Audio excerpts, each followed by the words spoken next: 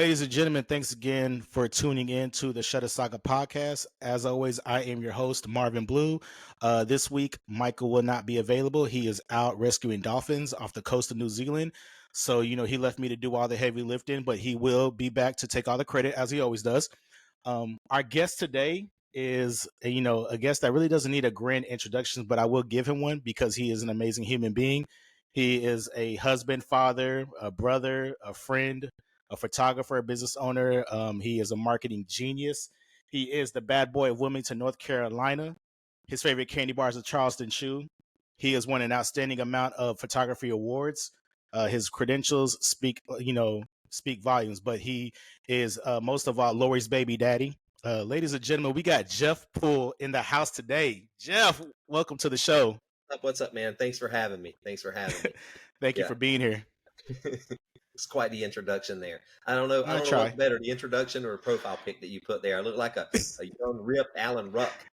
Yeah. I was like, I got to do something ridiculous. They're going to be like, that does not look like him at all.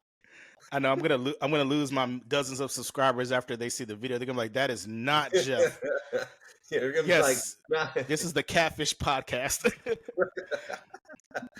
Lori sent me a screenshot. She's like, who the hell is that? I was like, it's me, baby. This is yours. So since we're talking about wife, obviously we mentioned your wife Lori, who is an amazing photographer in itself.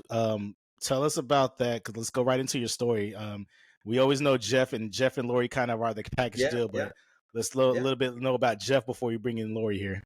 Yeah, well, I was a paramedic in a previous life, and being a paramedic, I worked a very kind of a different schedule. I worked Thursday, Friday, Saturday. I never worked on Sunday. Then I worked Monday, Tuesday, Wednesday, and I had 7 days off.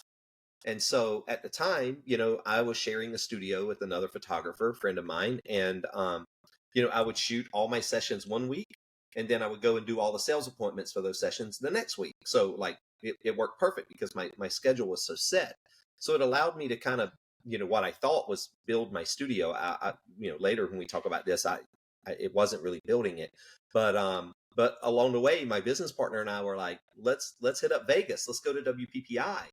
And then that's where I met Lori. And next thing you know, old Jed's a millionaire, So what happens in Vegas don't always stay in Vegas. Let's just put it that way. So nice. So the Vegas love. So now was Lori from the same city town from you, or did you guys kind of figure out a way to migrate to North Carolina? She lived in Southern California, and she was in Oceanside area, San Diego, and so we kind of hit it off, and it was just friends at first. We just started flirting around a little bit, like through text and and things like that, and one thing led to another, and I invited her. I had a wedding up in the Hamptons, and I invited her to shoot this wedding with me up in the Hamptons, and that was the first time we had really saw each other since WPPI, and it'd been several months, but what was friends at WPPI turned into more over text, and then you see her, and you still give that kind of schoolboy kind of ass out hug, kind of.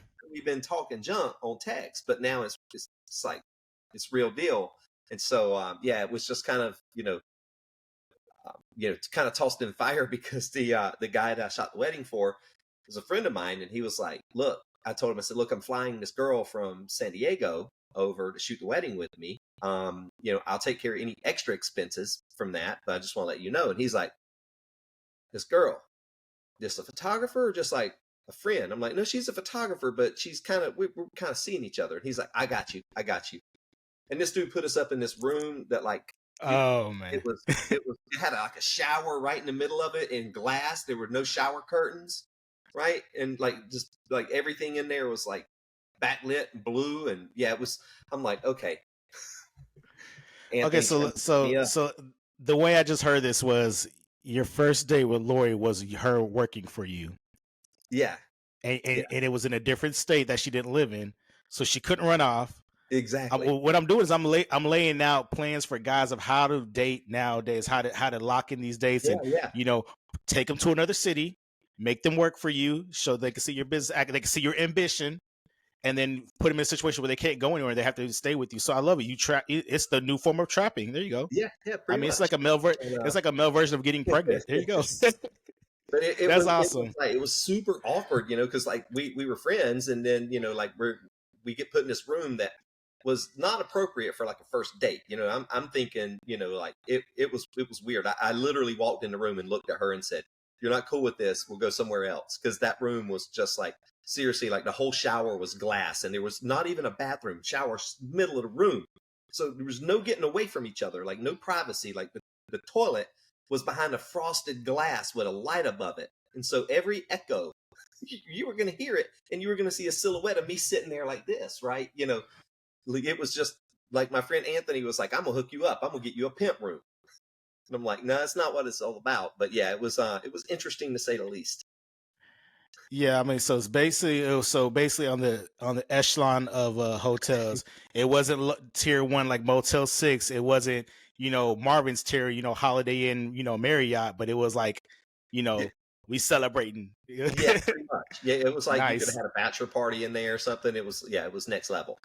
But yeah, So it was the it first was date. So wildfire. you had the first date that never ended. Let me ask you something. I'll go ahead and just cat out the bag. In the beginning, who was the better photographer, you or Lori? I think, she was more technically Okay. skilled, but she hadn't shot quite as much as I have, but she was far better photographer than me. But there was also a whole lot of like, I had a whole lot more experience than her Mhm. and like real world, like running gun type stuff. So, but as far as like technical skills, yeah, she's definitely better technical photographer than I was. I was gonna say, be careful with that answer because Lori, along with the She can dozens hear me. of She's people, are upstairs. going to hear this. I see the Facebook message blinking right now, and it's Yeah, like, Lori messaged you. yeah. You are not better than me. You've never been. I have been carrying this. Yo, now she's way better photographer than me. There's no Oh, doubt. yeah. I'll admit that too. I mean, that's why I always, skip all the classes and crash her classes all the time. Yeah, You yeah. know.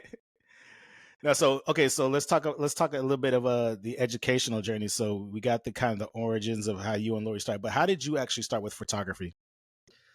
Like everybody else, man. I'm just too cheap to pay for a photographer, so my daughter was born, and I had my wife, hold her, and I took my cheap little point and shoot camera, and I used a lampshade as as a softbox, and I took pictures of my kid when she was a baby, and I was like, hey, just like everybody else, all my family's like, oh, you should do this. You're a great photographer. And it went to my head like it goes to everybody's head, and I went down that shoot and burn, $50.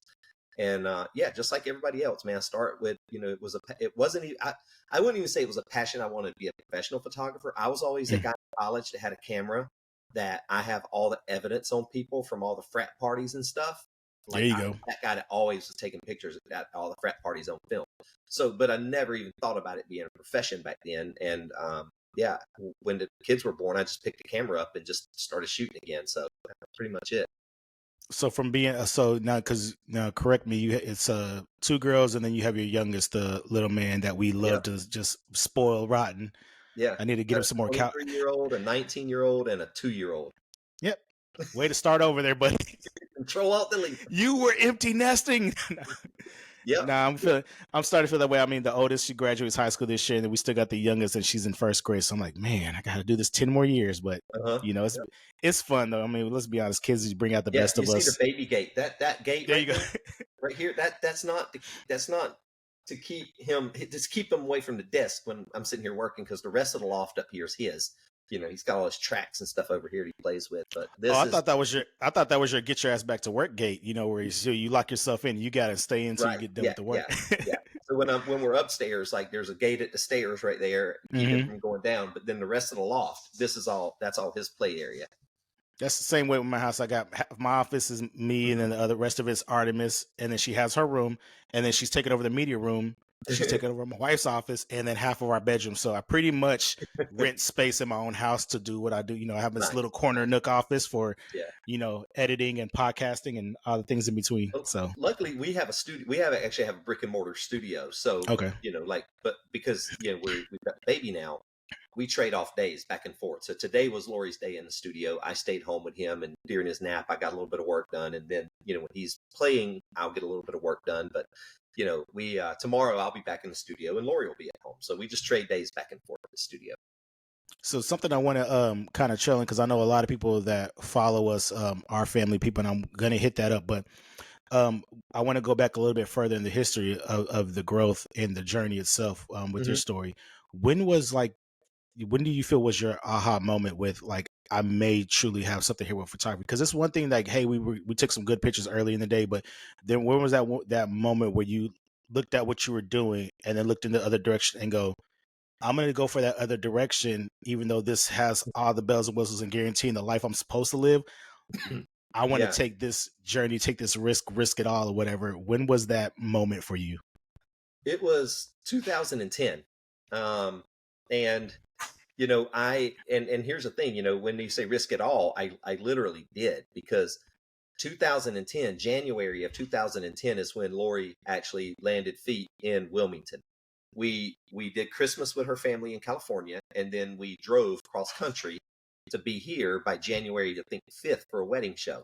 And so literally we rolled into town, and we designed all of our stuff for the wedding show across country, and we rolled into town and did a wedding show. But before that, she had been visiting a couple of times, and my business partner and I, he wanted to turn our studio at the time into an event venue because it was right on the river, downtown Wilmington, and it didn't really work well for a studio because there's too much natural light coming in off the river.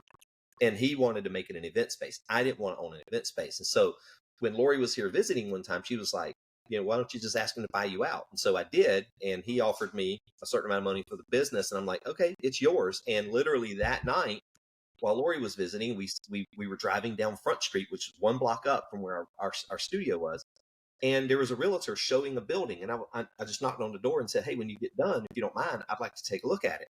And she gave us a tour, and we took it right then. I was like, I'll take it. And so Lori and I took that building, and then over the next year was when that aha moment set in of like, you know what, we're doing well over six figures, I don't need to be a medic anymore. I can quit.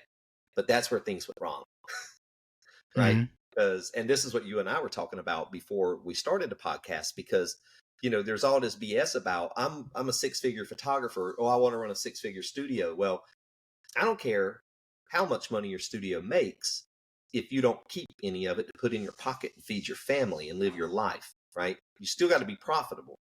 And that's something I didn't know. I thought, man, our studio's doing good. We're busy. We're working all the time. But at the end of the month, there just wasn't a lot of money left. And I didn't realize that you can't fix profitability with volume. So if you're thinking, man, hey, listen, I'm cheap, and I don't feel like I'm making enough money, I need to get more butts in the door. Well, you can't fix profitability with volume. And so we were busy, but we weren't making any money. And so when I decided to, and I didn't realize it because I had my full-time income coming in, right? And I decided to quit my job. And I ended up losing my house and living in the basement of that studio for 3 years. And so that aha moment went the other way for us, because I was like, man, we're making money. Oh crap, we're really not. And then I'd already quit my job. So, yeah, it wasn't good. So 3 years of living in a basement trying to make ends meet because we didn't have enough money to move out of the basement. That was kind of our journey. And that's why I like teaching business and marketing, because, I had to learn the hard way of what so many other people don't. And now keep in mind, our studio was making over six figures a year, but we weren't keeping it. So it doesn't matter how much money you make. It only matters how much money you keep. That's the important number. So pivoting and during that journey, because I mean, definitely, going through the tough times. I mean, that's something nobody wishes on anybody. Hmm. Um, how did you stay? I guess what's the word? I don't like to use. I don't want to say motivate, but how did you stay inspired to keep going? Because I mean, as a man, that's got to be humbling. Because I'm remembering the timeline. You have Lori, who's come from California. Hmm. This new love that's blossoming. You have this idea of we can do this full time. We can do this together. Yeah. And just like you took the risk, I mean, and I don't want to speak for her, obviously that's for another episode, that I would ask her that same question. What was that moment of saying, I'm going to risk it all for this guy? Because we Yeah. come from a world where we'll tell her, because you have daughters and I have daughters too, and we'll always say, don't risk your future for a guy. Yeah, yeah, Meanwhile, that's Lori exactly it. risked her future for you. And I can say the same thing. My wife, when we first got together, she risked her future to marry a guy in the army and Mhm. didn't know where she was going to live and had to move across from Texas to Colorado and all that crazy stuff. But, how did you stay inspired during those times of being in that basement and, Yeah. being I homeless and think having someone to take care of? I think the biggest thing that kept me motivated is that, one, we're convention junkies. Shutterfest, Hmm. WPPI, imaging, whatever it may be. That's where we met. We were inspired by all the people that were having success. And so I thought, if they can do it, I can do it. We're making six figures. We just need to figure out how to keep more money. And so, we had the skill as artists, the work was Hmm. good. But we didn't have our prices right. So I think, during that time of living in the basement, and it sucked, because my kids at that point were like, 5 and 7 or something like that. They were young. And so they're all wanting to go out on the, and do things with their friends. And, like on the weekends that I had them, because obviously, they're from a previous marriage. And, their moms got all the money in the world. And they come to me and I'm like, sorry, we can't do anything. We're going to just kind of hang out here in this dark basement, doesn't have any windows and concrete floors. And this is what we're going to do. Or we're going to walk around, or go to the park, something that's free. Right. And so, yeah, it was tough, but that's what really that was the driving force. Cause I was like, it's not going to be this way forever. And I won't ever forget, Lori found a class through PPA, lady named Ann Monteith, that I don't know if she's still teaching business or not, but we went to a workshop and we took the last $1,500 that we had in the bank. We're like, we're either going to pay rent or we're going to go to this workshop. And we went to the workshop, and man, that woman struck fear in us.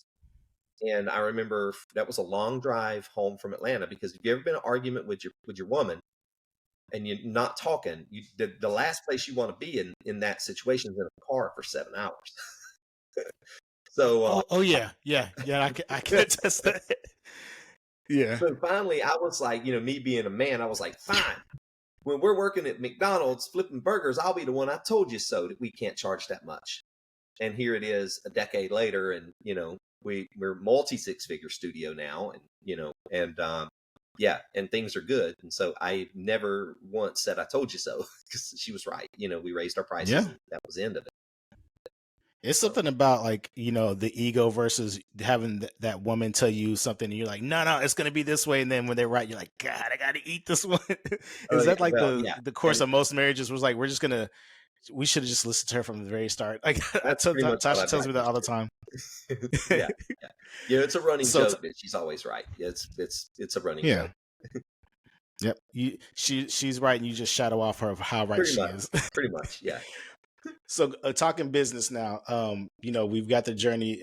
Obviously, we've got the hardships and everything, and then just finding that success early. But when you started putting it all together, what are some of the key things now that because I met you through the education space when Hmm. I took one of your classes, and literally like ever since then I've been able to sell albums effortlessly. Now it's about streamlining it to sell more and bigger and Hmm. upgrades, doing all that good stuff. But I remember I came from the era when I came in, I was the shoot and burn guy. Yeah, But the attitude I had was, if I'm going to be shoot and burn, I'm going to get as much guaranteed money up front, because I didn't see anything beyond that. So yeah, it was going from being the shoot and burn to making the same amount of money that I made as a teacher to making more money to I'm shoot and burn. I'm getting 3,000 a wedding and I'm not even selling anything.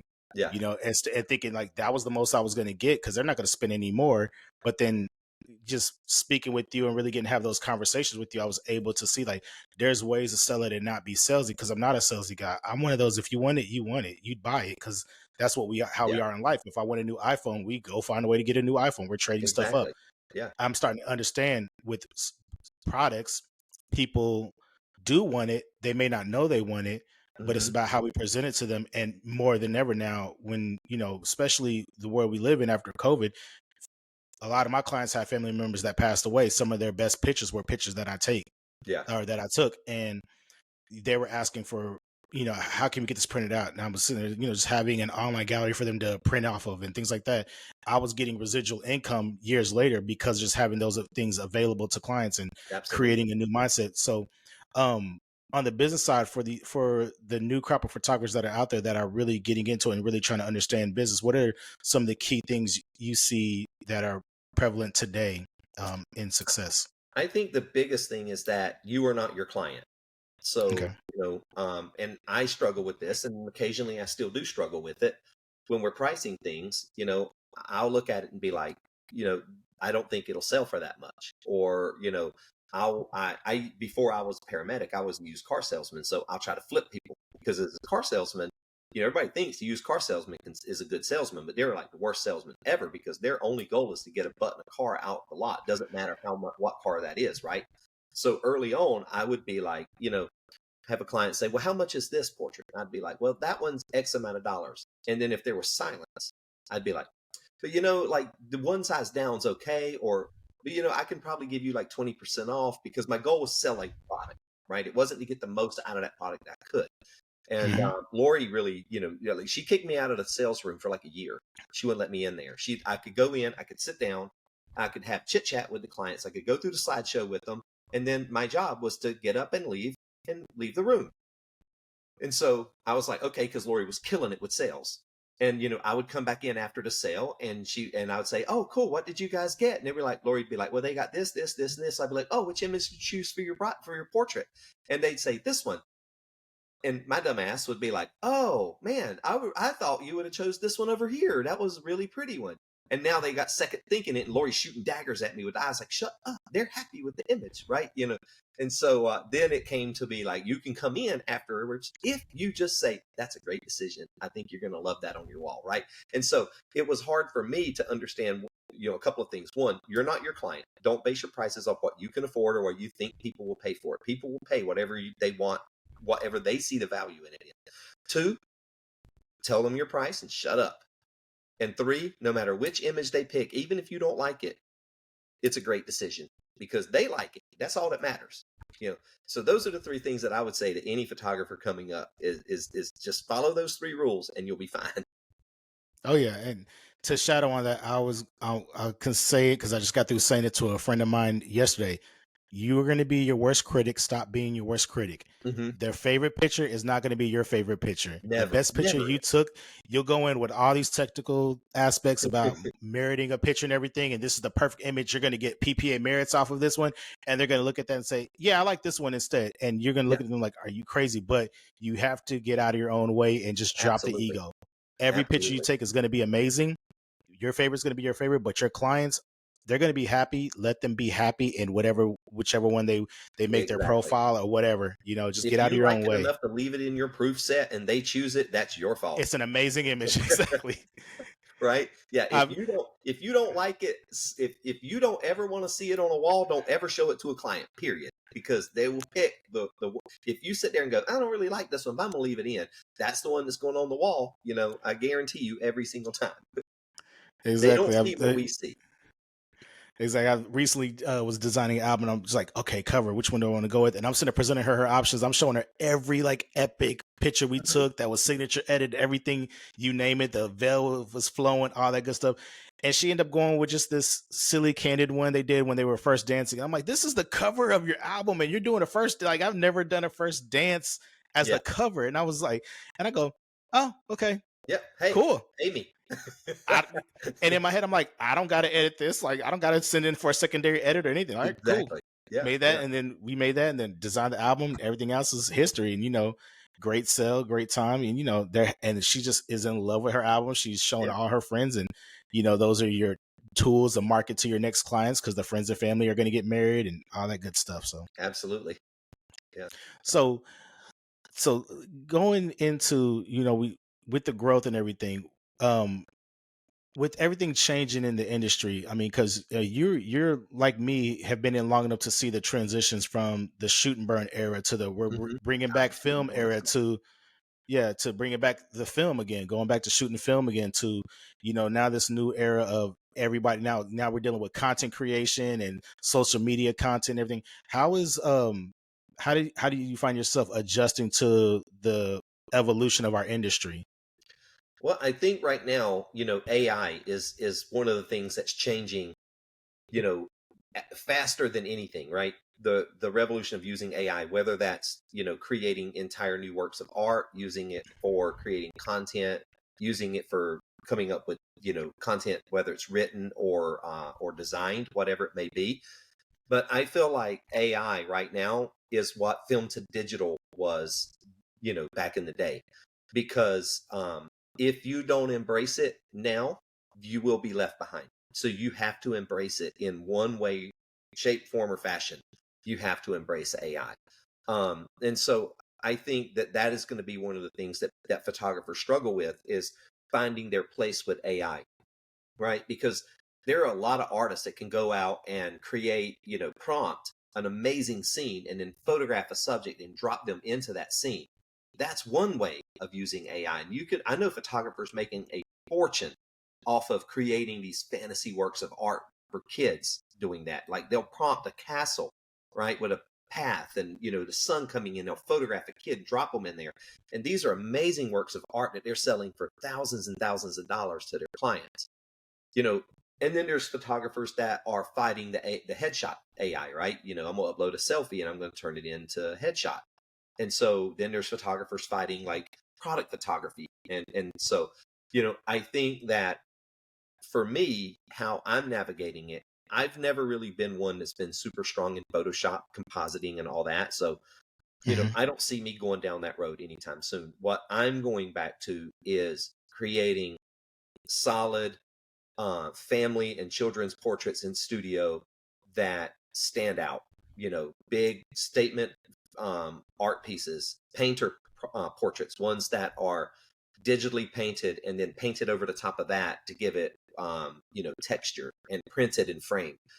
Those are things that the higher end clients, they don't want something AI generated, right? And Lori and I Hmm. talked about this a while back. I think those photographers that are kind of middle of the road, that are like looking for budget clients, they're going to get eat up by AI. Because if I can upload a picture of my family and prompt an AI to put us on the beach, and that's good enough for me, because I'm not going to go pay thousands of dollars to have that portrait created, those kind of budget photographers are going to get eaten alive. But if you set yourself into the market to where you're going after that clientele that would never want that, they want something that's truly an art piece hanging on their wall and they'll pay for it no matter what, you're going to be okay through AI. So I think you just got to find your niche and figure out where you niche, whatever it is, find that spot and then figure out how to work it with AI. So if you embrace AI, like the profile picture you did of me, granted that one's meant to be fun, but I know photographers are doing that in a real way and making a lot of money at it. So, I think that's going to be the biggest change that I see in the next couple of years with AI. Oh yeah, no, I definitely agree with AI. For me, it's been an amazing game changer in the sense where I didn't embrace that first, Hmm. but then when I really saw how much the thing I value right now the most is not money, it's actually time. Yeah. Oh, You yeah. know, the Absolutely. time I have with my family, the time I have for myself, enjoying these new moments that I'm able to create with my daughters, these moments I can create with my wife, Hmm. and being able to have an AI element come into play and edit a wedding for me in under 20 minutes from almost start to finish has Oh, yeah. been, Absolutely. revolutionary, where I'm doing a wedding on a Saturday and in under a week I'm done, let's talk sales, and they're like, coming off their honeymoon and their pictures are ready and they're like, oh, let's spend some more money, or Oh, I know. just, or I'm the let's same way, take a look dude. at it. I even take it to another level. In my top package, I guarantee that their wedding images are done in 7 days, so that when they get back, they come right in from Mhm. their honeymoon. So that's a Yeah, feature they pay for. When I know I'm going to do it anyway, I'm going to get it done anyway. But I put that exactly. in there of like, 7 day guaranteed turnaround for your images. And man, that just is something that people will pay for. So yeah, so creating artwork is just one element, but like you said, editing that artwork, like I use it like crazy and I love that part of it. And then Hmm. just content generation, right? If you need content for social media, dude, like have AI write it for you. Like I'm in chat Absolutely. GPT almost every single day creating content.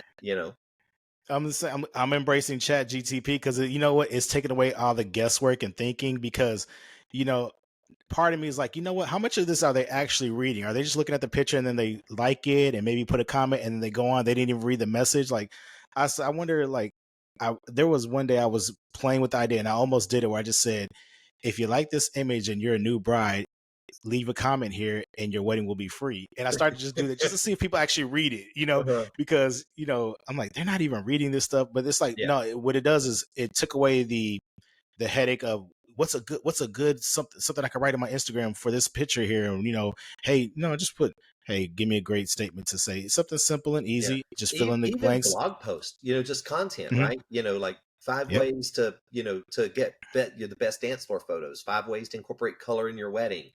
Anything that you think an engaged couple is going to be searching for, you know, anything. 5 ways to decorate your home, 5 locations to shoot in Wilmington, right? There's like Yep. all kind of stuff that you can prompt, and then just grab a smattering of images and put it into a blog post, or pop it Yeah, out I'm there on actually social working media. the one I'm working on now, just because, like I said, this year I planned on the goals where I was going to blog, I was going to do the podcast. I'm doing all these things right now. The blog post I'm working on was the top 3 ways to have the perfect first kiss, and Yeah. then all I did was just pull like 10 first kiss moments from weddings last year, Yep. and that's going to be my first blog that's going to actually drop probably next week, when I'm again embracing it all, learning to do. Hmm. I feel like last year was that final stepping stone. Now I've broken into that new level of being a 6-figure business. Now I need to conduct myself as a 6-figure business, and I can't be that guy that's the underground king. And like, how good is Marvin really? Like, it's almost like everyone knew I was good. Everyone knew I had money to pay for my meals, and Yeah. I was doing just fine. But now it's like, okay, I've got to live that brand. Now I've got to live that. So those that are following going forward, they're like, oh, this guy's legit. He went from undesirable to undeniable. There And you go. that's been the goal. But I mean, even when I was talking about it with Michael in a conversation, I said once I hit that 6 figures, I felt so empty because I had been chasing this idea or this statement for so long Yeah. that once I hit And it, then you plateau. it didn't feel, it was like, okay, so what's next for me now, and it's like, I gotta now, I made this money that I thought I wanted to make. Now I got to start doing these things that I want to do. So that's where, coming back to the podcasting world, coming back to now Hmm. putting myself out there more, in the, whether this is my first step into the education space by just sharing my time and my knowledge and, my friendships with other people, and we tell our stories and somebody walks away inspired and comes out a little bit better. I mean, that's always the goal, Hmm. and in these moments, it's like, that's what's cool about this journey, because we all started as that first timer. My first conference was WPPI. My first time I met you was at Shutterfest. And, now it's become like a yearly thing where now I am that. I'm not even a conference junkie. I just go to 2, maybe 3 a year. And it's the same ones every year. And everyone's like, it's gotten to a point where I go just to go have fun and see Oh, old yeah, friends. They're, absolutely. they're homecomings for me. Yeah. Yeah. It's like, I'll come in, I'll get a couple of nuggets of wisdom, but then the rest of the time is just shenanigans and having fun and laughing and celebrating our successes, and then just being a beacon of hope for others and encouraging others, because I don't want to see the industry die, and I don't want to see people quit on this. And Yeah. because we have such a low barrier of entry to become a photographer, but we have such a high turnover rate of how many people are actually still photographers a year or 2 later, Yeah. Yeah. All And right. like you said, it is all about those nuggets when you go. Like when you get to this point, what I see a lot, and it happened to us, we hit 6 figures pretty much right off the bat. I was in the 80s, when Lori moved over. And then when Lori moved over, we kind of jumped because now I had, another mind to be able to think, about Mhm. how to grow. But then, we kind of plateaued at like 150K for years, man. It seemed like 5 years we plateaued there. And then I don't really know what happened, but there's a book called The Tipping Point, and I haven't read it. So I can't tell you what it is. I know the concept of it, of that Okay. if you grind enough in your business and you keep pushing for greatness in your business, at some point things are going to tip and the business will take off. And so that's the premise of it. But man, I don't know what happened, but like it just tipped. And every year since then, we've just been having growth after growth after growth. And even this year, like I didn't pick up my camera half as much as I did last year because of Lead Savage and all the time we're putting into it. But yet, at the end of the year, we look at our money and we're like, we had double digit growth again. So okay, like how? I don't know what happened, right? But that is something that happens. And when you do get to that point, it's all about nuggets when you go to these conferences. I know so many photographers that don't go to conferences because they're like, I don't need to know. It's like you learn all that stuff when you're new and blah blah blah. And I'm like, no, dude, it's about the nuggets. Hmm. And one nugget that I know that I can tell you made me an extra 50K that following year. is I was sitting at a table and a whole bunch of people chatting, and I'm chatting with some people over here. There was a girl sitting next to me, and she's chatting with some people over there, but I could hear what she's saying. And she was saying like, okay, when I want all of my couples to have wedding albums, and so when they come in, I'm trying to get them to sell them a wedding album because I want them to have wedding albums. And I'm like, cool, me too. I'm thinking to myself, cool, me too. And then she's like, and when I give my wedding couples their images, I give them to them in this nice matted box with a USB and a couple of images from the wedding day. And I'm like, cool, me too. I'm thinking to myself, girl sounds like she's, we're kind of on the same path. And then she said the sentence. She dropped the nugget, and she said, and then I tell them that the album is the story of their wedding day. And and another thing that she said is all of my clients are portraits for life moving forward, right? So once you're a wedding client, you get a free family session every year because I want you to come back. And because I know they're going to spend money because they already know my prices. And I thought, okay, cool. Then she dropped a sentence. And she said, and then I tell them that the album is the story of the wedding day, and the box is a story of their family as it grows over time, because every year when they come back for that free family portrait session, I'm going to take their favorite image from that session and print it and mat it and add it to the box. And I went, can you say that again? Because that's the nugget that I wasn't putting together. I was getting albums in my clients' hands. I was giving them the nice, pretty box with some matted images in. I was giving them portraits for life, but I did not tie it all together with every year when you come back, I'm going to take your favorite image from that free session and I'm going to print it, mat it, and add it to the box, so that now the album's the story of your day and the box is the story of your family as it grows over time. And I started telling people that at wedding shows right after I got through from that. I think I had a wedding show like 2 weeks after that conference. And I think I booked like five brides from that. And I had moms in tears. And they're like, oh, that's so sweet. That's so sweet. And I'm like, holy crap. And that year, I know I booked at least 5 to 10 more weddings because of that one sentence. And I'm just like, those are the type of nuggets you got to look for. I just got a nugget now. I'm in my head. Do you realize I'm like the wheels are spinning, and like Wish that's I why knew I'm who it glad. was to give her credit, but I don't even know her name. Oh So if you my watch this and you're gosh. like, hey, that was me, like raise your Yes. hand. If you eventually watch this episode, which is coming out every Monday, by the way, Yeah. It was every at Monday we give out weekly WPPI in episodes. like 2009. So if you were at 2012, because Lori was with me. So it's like 2 years after. So if you're at WPPI around 2012, 2013, and you had a conversation with a guy about that was me. Yeah. Yeah. Oh, I love that. I never thought of that because I'm thinking like, okay, where are they going? Because as you're saying, I sell albums. I do this. I'm like, I do that. Okay, I do that. It's changed up with the USB stick now because Yeah. we're Yeah. now in USB Cs. I don't even know what Yeah. we're using anymore. Like I was in the era when I just remember going back. You're gonna love this. The first time I got my first set of branded CDs or it's Oh, yeah. DVDs, whatever you want to call it, and it had Yeah. my logo on it. Like, do you not realize in 2000 and it was right when I started because I started officially in 2013, and I remember right when I started 2013, WPPI was my first conference I ever went to. I had these Vista print business cards, and I just made my CDs, and I was on top of the world. Like I thought, like yeah, I made it. Uh-huh. I'm official. Bought my first real professional camera from Best Buy that was on sale. It was a Uh-huh. Nikon D5000. I didn't know the difference between crop sensor and full frame or any of that. I just learned concepts of how to. I knew about aperture, I knew about shutter, and I knew about ISO, what it did, how to do it. I knew that part. I didn't know anything about the camera brands or anything. I bought a Nikon because it was on sale. They said, "Oh, this is a zoom lens." I'm like, "Yeah, I'm gonna need a zoom lens." And I'm walking around thinking I'm the shit. And it was just like, nah, I was this rookie, and I had to get humbled real fast. But just those early days were the fun times because that's when you got to make all the mistakes, Oh, yeah. and Yeah. learn from it. But just it's funny you talk about this album and how you do it, and here I have been doing albums for years. I never thought that say something like the album is the beginning is the story of your wedding day. The box is the story of your life, kind of thing. Like Yeah. I'm gonna re-listen to this episode so I can write this down Yeah. and take credit for that. And The having nugget something we gave. there, and what I did, and here's the thing, because at that time I hadn't been doing this. So what I did is I took one of the boxes that we had, right, from that had just like one of my samples of like, this is how you receive your images. And then I took baby pictures from another client because like no one knows. And I stuck a few of those in there.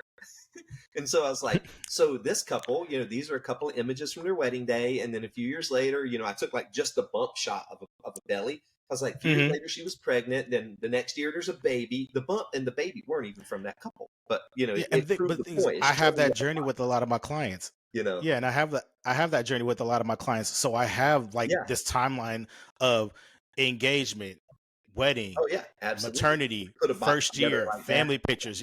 I've got clients 5 years. The joke I have actually recently with one of my clients was, she says, "You're going to be our family photographer for our entire life." And I Mhm. said, "Yeah." Now they just announced their first pregnancy, and I was like, very privileged to get that phone call of, "I'm Mhm. pregnant," and I was, my instant reaction was, "It's not mine." Just force a habit. When I hear someone yell that they're pregnant, I first immediately yell, "It's not mine." I don't know why. Just it's a Yeah. habit. But now, all jokes aside, she was pregnant. Super happy for her, because I know that having a family was important to them. And she was like, "Oh," and I always put, when a client says they're not so pregnant, I call dibs on maternity, and they're like, Mhm. "Oh, of course you're going to be there," and we have that dialogue back and forth. But I said, I don't plan on quitting photography until your kid walks down the aisle and gets married. Yeah. I said, so I gotta give it another 20 more years. And when I look at it, something we joke about now, but longevity really is becoming important to me in this industry now that I've gotten 10 years I've got in here now. Yeah. Yourself is being 10 plus years. How are you able to maintain longevity now at this point? Being because once you hit decade, like now you've walked a lot of fires. Yeah. So how do you continue with your longevity in this industry? I think the biggest part is, just keeping the clients you have. It's a whole lot cheaper to bring a past client back in than to go out and pay to market and find a new one. So utilize your list, your past client list, have specials, promotions that are just for past clients, and reach out to them. Like we have automations that are like, you go out like, I think 45 days before their anniversary that says, hey, you got an anniversary coming up. If you haven't already used your Portraits for Life session this year, you've got, about 2 months to get it scheduled. So, click here and schedule consult. And so, like we're trying to always be in their inbox one way or another, but, reminding them that they have that session because a lot of people just forget. They don't think about it. Life's busy. And, how easy is it to go a year without having family portraits done? So sometimes they just need that gentle nudge of like, hey, we're coming up on the 1 year mark and you need to, if you want to cash in this session, do it before your anniversary date, or at least get it on the books before your anniversary date. Right. So I think just, using your mailing list and keep being top of mind with those people is good because guess what?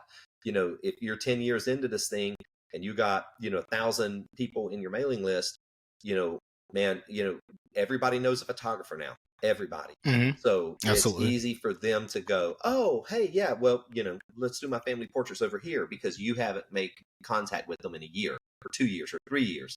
So all you got to do is make contact, keep top of mind with them. So if they do think about photography, think about you and make sure that they know that you do things other than weddings, especially if you're a wedding photographer.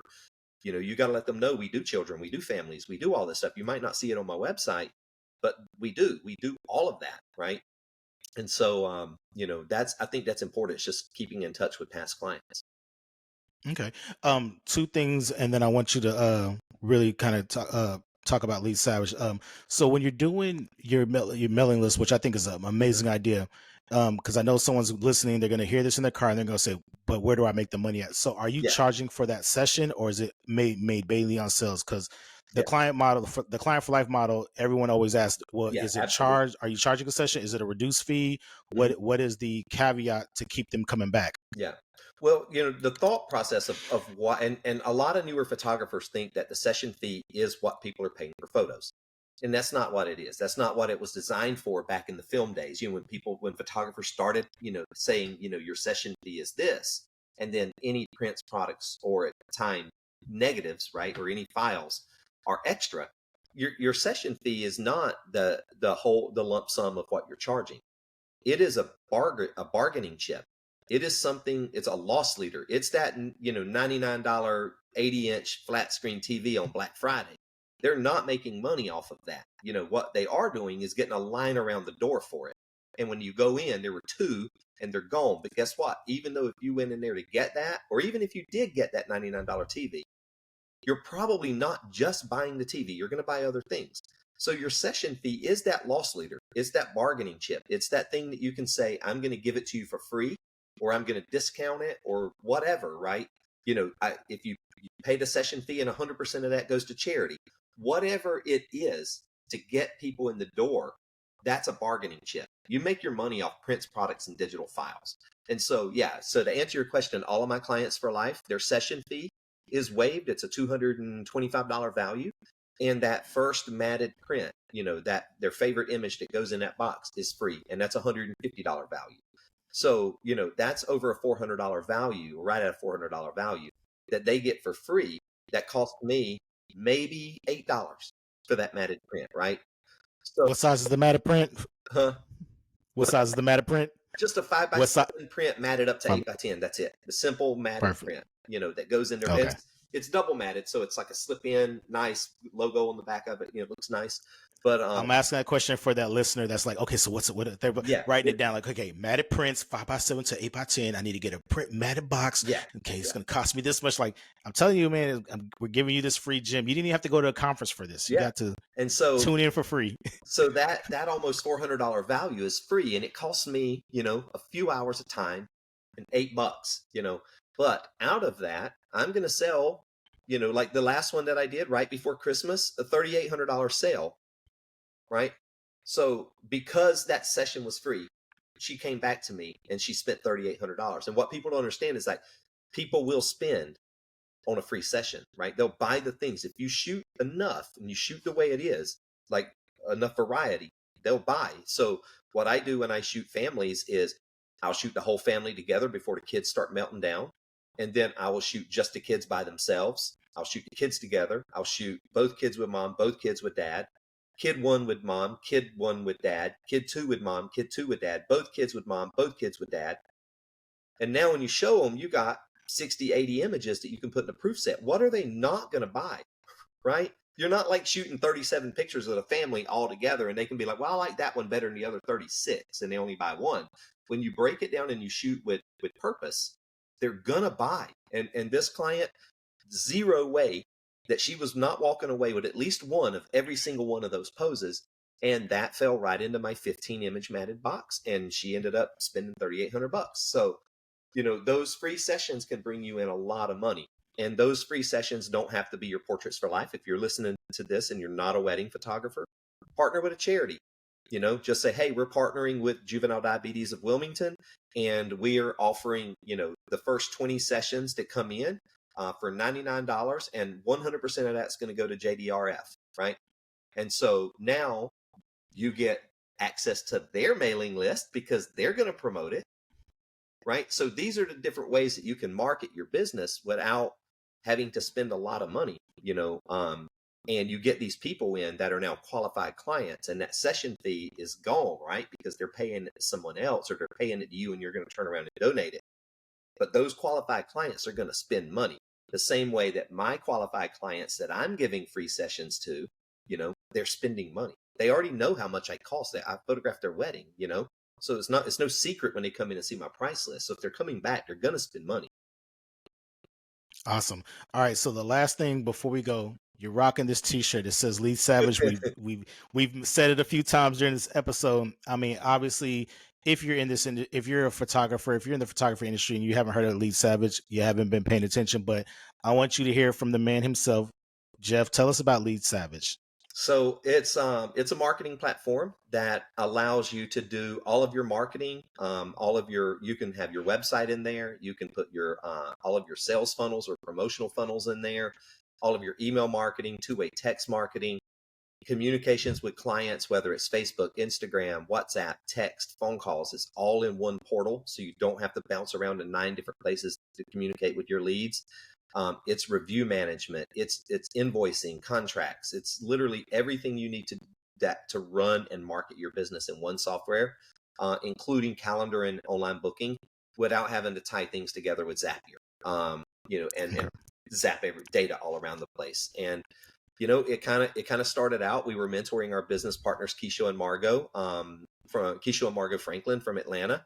And, when we got to the part of marketing, I was like, you need to sign up for, Active Campaign. You need to sign up for Lead Pages. You need to sign up for all these different softwares. And he was like, dude, there's a better way. And so because they already knew, and there's no secret, we didn't write this software from scratch. It's a licensed software. We built it out for photographers. He knew about it and was able to get us in with licensing on it to be able to build it out for photographers. And we're getting ready to drop V2 of this at Imaging USA.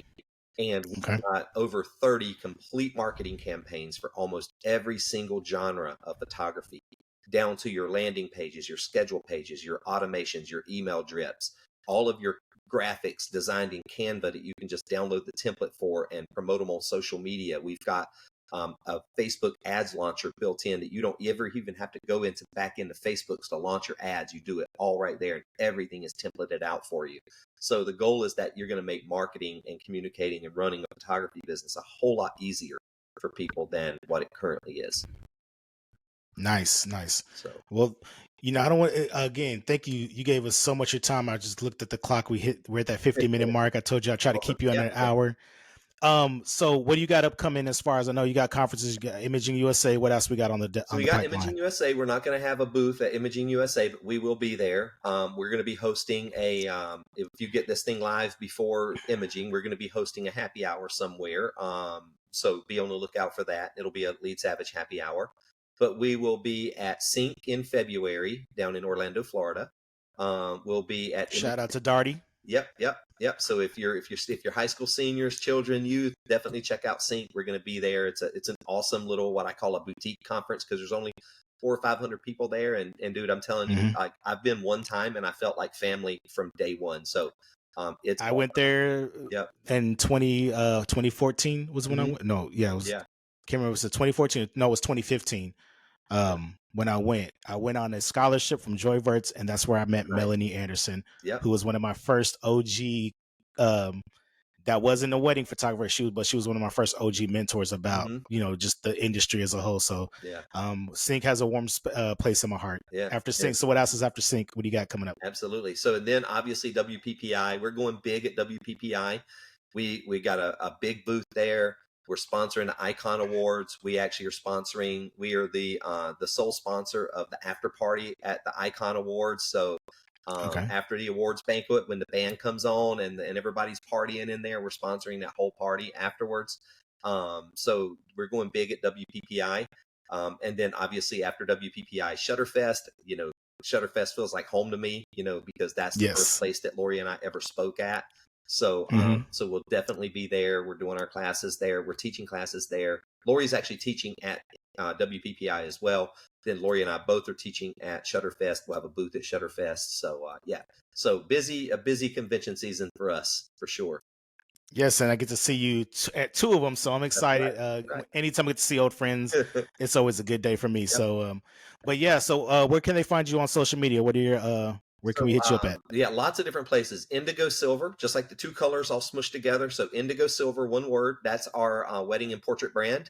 And if you look for us on social media, you'll see that there's a headshots account, a boudoir account, and a brand new weddings account. We separated out our account. So if you look and go, this guy's talking about weddings, and there's nothing on a social media account because that page is literally like a week or two old, and I haven't put anything on it. So in Indigo Silver, and there's _ weddings, headshots, and boudoir. So the boudoir is all Lori. The headshots and weddings are mine, which is mainly why there's not a lot of content on there because I'm busy.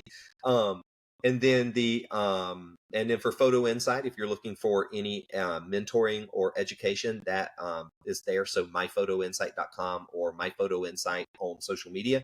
And then if you want to learn more about Lead Savage, it's leadsavage.io, and then leadsavage.io on all social medias as well. So lots of different places, a lot of hands in cookie jars, a little bit everywhere. So awesome. Well, Jeff, man, thank you so much for your time. For having me. Thank you for having appreciate me.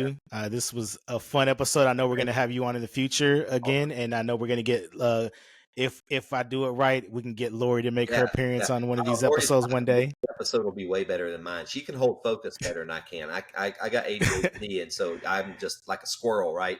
But yeah, you get Lori on here talking about boudoir. That'll be gold for you because she's got her stuff together. Oh yeah, scattered. I'll go ahead and openly say, in my short list of top five, Lori Uh-huh. is on my short list top five. Like she's my part of my top five best boudoir Dude, she is photographers key. She, out I there. mean, honest to God, She she's really is, keeping and our I'm not studio saying that because going it's right Lori. now. I'm saying that because it's like Yeah, I'm dead ass when I say that to people, and they say, "Hey, who are you?" Like, give me your top three in this genre. There's Lori.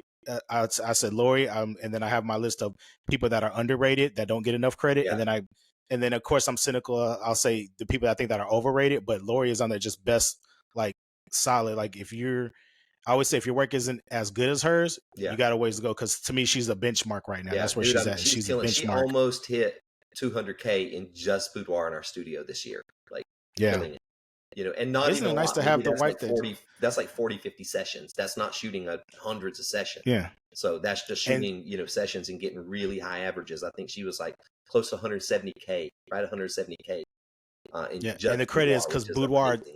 You know, and I've always said boudoir is one of those genres that is challenging for me as one as a male, and two with everything Mhm. that's going on in the world. It's like you have to be careful, but it's one of my favorite arts. When I get to do it, I take full advantage of like trying to create these artworks because I know how serious and how important it is. Mhm. And I know usually most boudoir sessions have been with women, so I know how important the female Yeah, form is and the confidence building and everything that goes along with it. So it's very much one of those that's it's my challenging genre that I love to do whenever I do get the opportunities to do it.